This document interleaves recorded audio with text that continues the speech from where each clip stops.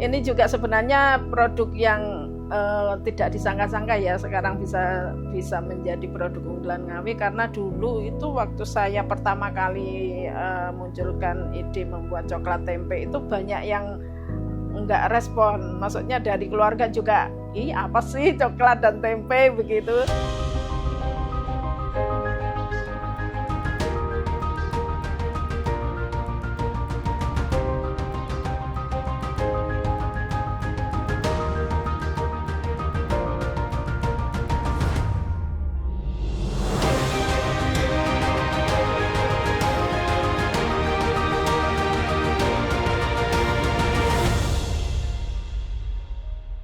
Perkenalkan, nama saya Mas Rifa Hidayati Nur atau biasa dipanggil dengan Ibu Ida. Saya adalah owner dari Awiko Coklat Tempe. Jadi Awiko ini adalah merek lokal dari Ngawi, Jawa Timur. Kami memproduksi olahan tempe yang dipadukan dengan coklat. Itu ada coklat tempe, ada keripik tempe coklat, ada brownies kering tempe, ada juga granola tempe. Jadi semuanya berbahan baku tempe. Awico ini sebenarnya bermula dari adanya sentra pengrajin tempe, Mbak, yang cukup besar di Kota Ngawi. Jadi kami berinisiatif untuk membuat tempe ini biar nggak melulu cuma menjadi lauk pauk atau cuma dibuat keripik.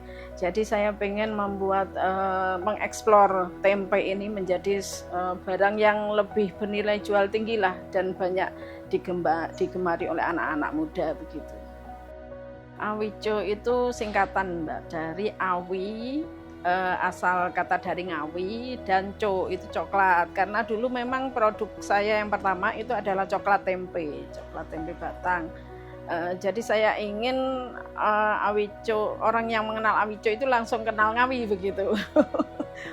Saya dulu bukan apa-apa, hanya seorang ibu rumah tangga, dan saya memulai usaha ini juga dari dapur saya yang kecil, cuma produksi 1 kilo 2 kilo begitu, dan akhirnya banyak respon dari masyarakat, diterima oleh masyarakat, dan akhirnya saya bisa merekrut ibu-ibu rumah tangga di sekitar saya bisa bergabung dengan saya begitu.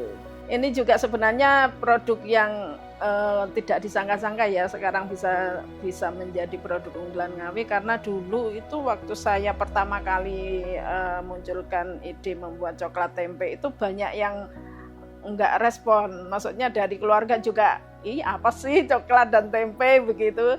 Akhirnya saya waktu itu nekat, Mbak, jadi saya nekat ke percetakan, saya minta tolong sama masnya, Mas saya buatkan label lah supaya saya bisa segera membuat surat perizinan, waktu itu PIRT ya. Jadi waktu itu saya nekat ke percetakan, dibuatkan label, langsung saya ke dinas kesehatan, dan alhamdulillah langsung mendapat surat izin edar PIRT. Dan setelah sekian lama akhirnya kan produk saya ini banyak dikenal dan ternyata responnya bagus. Nah setelah dari itu dukungan dari suami, dari anak-anak itu mulai mendukung, karena kita adalah ibu rumah tangga. Jadi kita harus membagi waktu, tenaga juga kita kan juga terbatas begitu.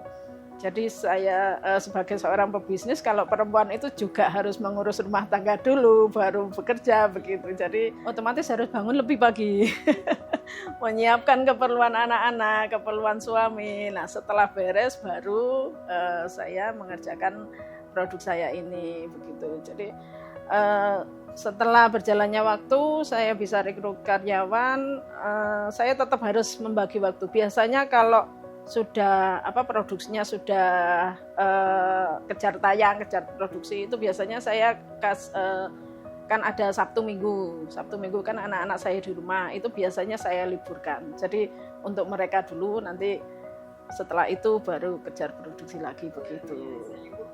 Sebenarnya ini bermula dari dulu, Mbak. Dulu saya sebagai istri itu kalau mau minta uang suami itu kok rasanya malu begitu ya. Jadi kayaknya itu saya itu kayak seseorang yang nggak berharga, nggak bisa menghasilkan begitu loh. Jadi saya berpikir gimana ya caranya supaya saya itu tidak hanya melulu terpaku pada suami. Itu pertama sih. Yang kedua mungkin waktu itu saya melihat di sekeliling saya itu kan mayoritas petani ya Mbak.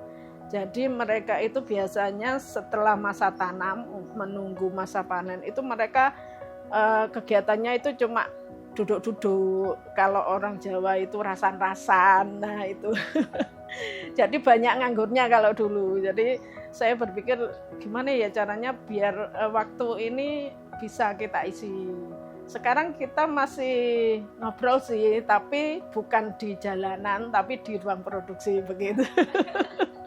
Luar biasa. Iya. Dulu itu memang suami saya itu alhamdulillah sangat-sangat support. Dia selalu bilang begini, pokoknya jangan sampai mengecewakan pelanggan. Jadi meskipun sedikit, produk kita itu harus tetap ada. Jadi suatu saat kalau ada pelanggan yang datang, itu sudah kesininya itu kan memang tujuannya untuk mencari produk kita. Nah itu dia harus dapatkan itu. Jangan sampai dia sudah jauh-jauh ke sini, lah ternyata sampai sini tidak ada barangnya gitu. Itu saya pegang teguh. Jadi untuk sistem stok toko dan sebagainya itu landasannya di situ, Mbak. Yang jelas kami ingin Awiko ini lebih dikenal lagi, pemasaran juga lebih luas lagi. Dan saya keinginan terbesar saya itu sebenarnya untuk agar Awiko ini bisa menjadi penopang ekonomi buat keluarga.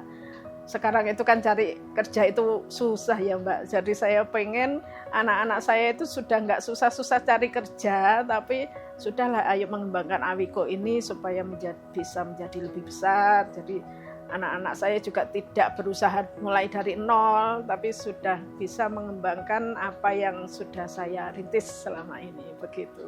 Terima kasih Ibu untuk waktunya, sudah ngobrol panjang dan bercerita tentang Awiko ya Bu ya. Semoga teman-teman juga makin tahu nih tentang Awiko, tentang brownies dengan tempe ya Bu ya, luar biasa. Ibu terima kasih untuk waktunya Ibu. Terima kasih.